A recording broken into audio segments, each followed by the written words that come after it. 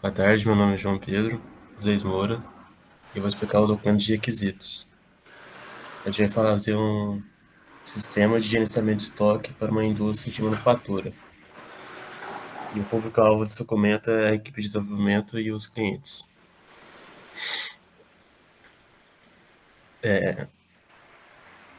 Os principais usuários do sistema vão ser os fornecedores, os clientes e os trabalhadores da indústria. E este documento, cada seção vai explicar uma parte. A primeira seção vai explicar, então, a descrição geral do sistema. A seção 3 vai mostrar os requisitos funcionais e a seção 4 vai mostrar os requisitos não funcionais. E aqui a gente explica como está sendo definidas onde está cada requisito e aqui nós explica como cada requisito está sendo classificado como essencial, importante e desejável na convenção normal de documento de requisitos. Aqui é a descrição dos usuários. Cada usuário vai ter um CRUD responsável para ele, principalmente os clientes, os fornecedores. E aí pode descer já, mano. Aqui são os requisitos funcionais. Aí cada requisito tem uma subseção. Aí a subseção de cadastro tem o primeiro requisito, que é o cadastrar e manter fornecedores e clientes, que são os principais usuários, que tem como principal função cadastrar os usuários e manter os dados deles no sistema. Aí na subseção de visualização tem a função de visualizar os produtos por níveis e realizar compras. Depois das compras pode ser realizado um relatório dos dados das compras. E também vai ser visualizado também os dados dos produtos comprados. Na subseção de geração de informação, é mais para os funcionários da empresa gerar um relatório de estoque. E os requisitos não funcionais tem cada subseção de usabilidade, de confiabilidade, desempenho, segurança e padrões e hardware e software. Aí, né, usabilidade tem falando sobre fazer uma interface que seja simples para o usuário ter facilidade de usar. A confiabilidade é a realização de testes para evitar falhas no futuro. O desempenho é fazer um software otimizado. A segurança é a realização de um playtest para ver se tem algum problema que pode ocasionar uma falha de segurança que pode derrubar o sistema e o ter roubo de dados dos usuários. A distribuição vai ser distribuição de forma web, que é um sistema web. A gente vai usar um modelo de desenvolvimento incremental e vamos usar o banco de dados em MySQL, banco de dados relacional.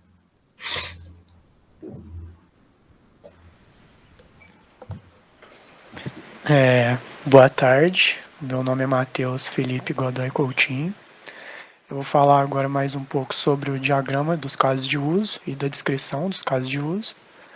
Aqui primeiro a gente tem no diagrama as funções, os casos de uso em si. Primeiro seria o manter cliente, seria o CRUD do cliente, que poderia ser acessado tanto pelo funcionário quanto o cliente.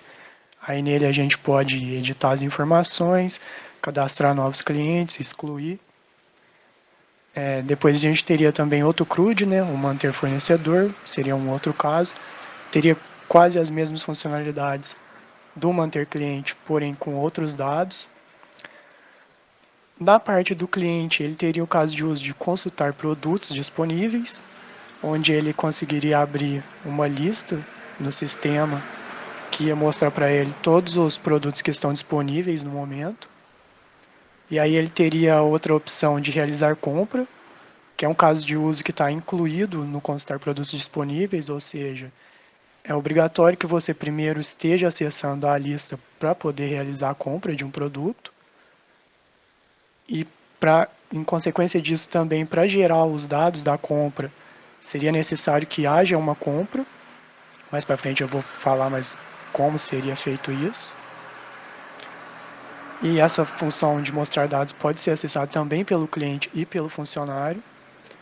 O funcionário pode gerar um relatório do estoque da indústria, onde ele tem dados como quantidade de produtos, os fornecedores, quantidade de matéria-prima. E o fornecedor também está relacionado no próprio manter fornecedor, onde ele vai colocar os dados dele. Aí aqui na descrição dos casos de uso a gente pode ver isso mais detalhadamente. Primeiro a gente tem o caso de uso 1, que seria o manter cliente. Como eu disse, nessa função vai haver um CRUD para os clientes, onde eles podem ser cadastrados, alterados, excluídos. Ela não está relacionada diretamente com nenhum dos outros casos de uso, então ela não é dependente de nenhum dos outros. Os atores vão ser o funcionário e o cliente. Essa função pode ser usada em conjunto ali, o funcionário vai estar auxiliando o cliente. As pré-condições para que isso aconteça, o usuário que está realizando ali essa função, ele tem que estar autorizado no sistema para poder utilizar dela. A execução normal, o fluxo de execução dela seria, o sistema iria abrir uma página, oferecer todas as funções, né, a página principal do sistema. Daí o usuário ia escolher essa opção de cadastrar ou editar o dado de um cliente. O sistema vai para essa página, vai mostrar todos os que já estão cadastrados e vai dar a opção para o editar, ou no caso, se for um funcionário, ele pode ter a opção de excluir o cliente que já está cadastrado, ou se não, se for só um cliente, ele pode editar os dados dele. O usuário vai selecionar a opção que ele deseja e o sistema vai corresponder de acordo com a opção que ele escolheu.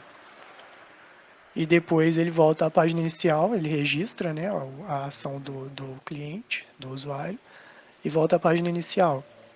As pós-condições que a gente espera nessa função é que os dados foram alterados e salvos, né, ou adicionados um novo cliente e foram salvos.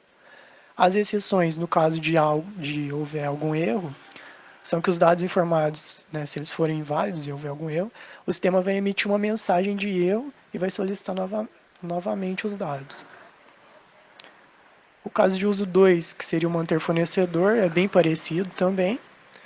Então ele também não está relacionado diretamente com nenhum outro caso de uso. Ele vai ser acessado pelo funcionário e o fornecedor, da mesma forma como o funcionário e o cliente no anterior. Ele também tem que estar autorizado no sistema e o fluxo de execução dele é basicamente o mesmo. No final também, se houver algum erro, o sistema vai emitir uma mensagem e vai solicitar novamente os dados que sejam válidos, né, para esse cadastro ou essa alteração. Aí a gente tem o terceiro caso de uso, que seria o consultar produtos disponíveis, né. Nele o cliente vai conseguir ali listar os produtos disponíveis e ele está diretamente relacionado com realizar compra, né? Como eu havia dito, o realizar compra está incluído nele. Isso é possível se o cliente acessar a lista dos produtos disponíveis, né? Senão ele não sabe qual produto ele está comprando, ele não consegue escolher. Aqui então ele vai listar os produtos que estão disponíveis no momento, né? Que o produto pode não estar lá disponível.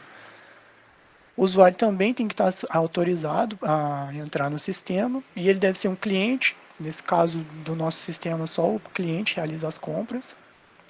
O fornecedor não faz a compra dos produtos. A execução normal dele seria o sistema abre também primeiramente, né, na sua página inicial com todas as funções. O usuário vai escolher essa opção de consultar os produtos e o sistema vai abrir uma página com uma lista com todos os produtos disponíveis.